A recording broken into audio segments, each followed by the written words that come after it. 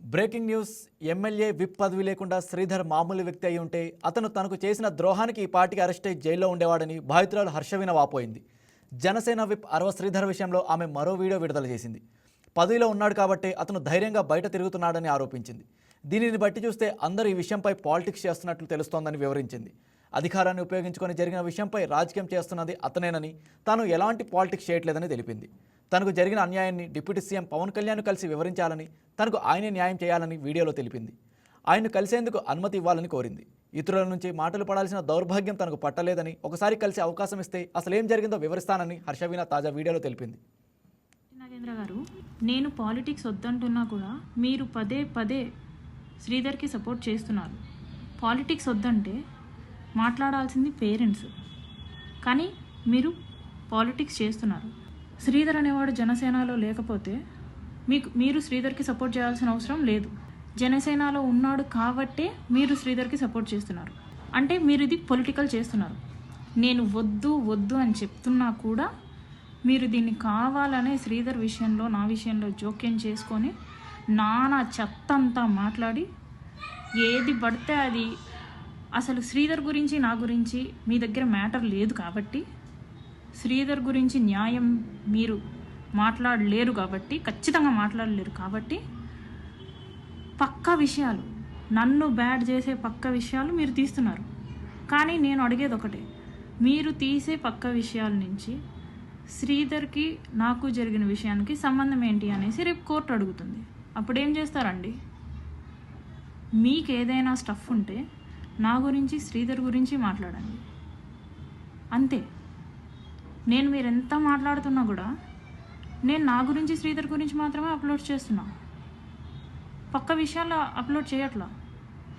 ఎందుకంటే నాకు పక్క విషయాలు అవసరం లేదు, నాకు మీ విషయాలు అవసరం లేదు. నా విషయంలో మీరు తల దూరుస్తారేమో కానీ మీ విషయంలో తల దూర్చేంత ఖాళీగా అయితే మేము లేము. మాది మేము చూసుకుంటున్నాం.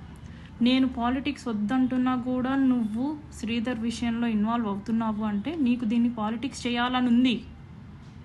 నీకు దీన్ని పాలిటిక్స్ చేసి నేను జనసేన కోసం ఇంత చేశాను అని చెప్పేసి నీకు లబ్ధి పొందాలని చూస్తున్నావు నువ్వు. దట్ ఈజ్ నాట్ కరెక్ట్ అండి.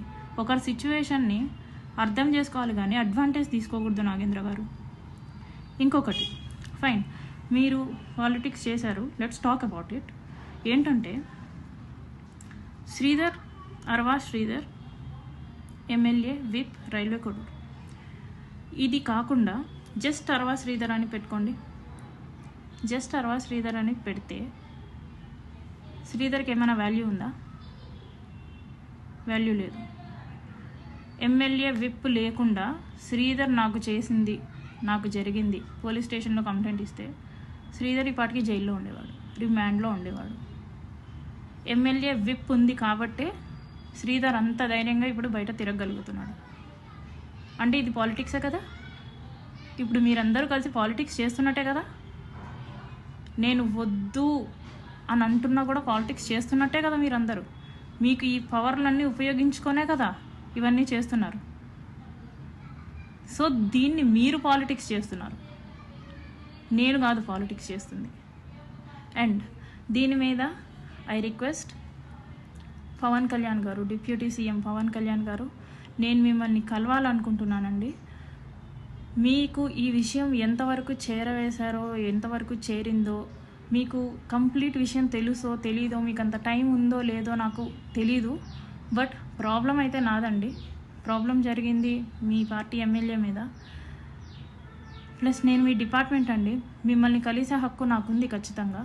అందుకే పవన్ కళ్యాణ్ గారు, నేను మిమ్మల్ని ఎంత త్వరగా వీలైతే అంత త్వరగా కలిసి ఈ విషయం గురించి మీకు వివరించి మిమ్మల్ని న్యాయం అడగాలనేసి నేను కోరుకుంటున్నానండి.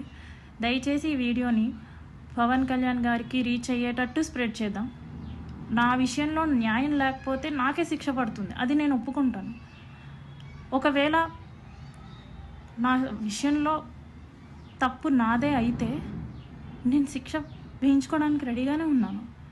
కానీ పక్క వాళ్ళ దగ్గర నుంచి ఈ నాగేంద్ర ఇలాంటి సోసో క్యాండిడేట్స్ ఉన్నారు కదా, వాళ్ళ నుంచి మాటలు పడాల్సిన అవసరం అయితే నాకు లేదు పవన్ కళ్యాణ్ గారు. అందుకే నేను మిమ్మల్నే కలవాలనుకుంటున్నాను. మీకే విషయం చెప్దాం అనుకుంటున్నాను. ఒకవేళ నాది తప్ప అంటే నన్ను చంపేయండి, నేను చావడానికైనా సిద్ధంగా ఉన్నాను. కానీ నా తప్పు లేకుండా అండి నేను అస్సలు పోరాటాన్ని ఆపే పరిస్థితే లేదండి. నాకు జరిగిన అన్యాయానికి వేరే అమ్మాయి, ఏ అమ్మాయికి ఇలా జరగకూడదు. నా తప్పులు ఉంటే నన్ను శిక్షించండి, చంపేయండి. కానీ నా తప్పు లేకపోతే మాత్రం పవన్ కళ్యాణ్ గారు దయచేసి అడుగుతున్నాను, నాకు న్యాయం చేయండి. ఈ వీడియో మీకు నచ్చినట్లయితే లైక్ చేయండి, షేర్ చేయండి, మా ఛానల్కి సబ్స్క్రైబ్ చేయండి.